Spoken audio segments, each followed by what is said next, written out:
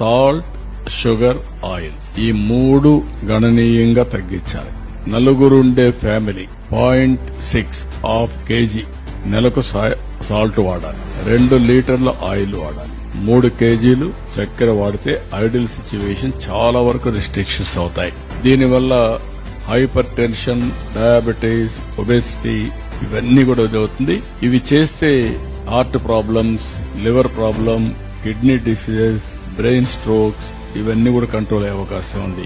Every person కి నేను state లో అందరూ కోరుతున్నా ఒక half an hour exercise, walking, సాయంత్రమా మార్నింగ్ కంపల్సరీగా half an hour 30 minutes break తీసుకోవాలి, ఎక్సర్సైజ్ చేయాలి ఆర్ వాకింగ్ అన్న చేయాలి. ఇది కూడా చాలా ముఖ్యం. ఇంకొక పక్క practice meditation, pranayama or prayer. దానివల్ల స్ట్రెస్ తగ్గుతుంది. స్ట్రెస్ తగ్గితే చాలా సమస్యల పరిష్కారం అవుతుంది.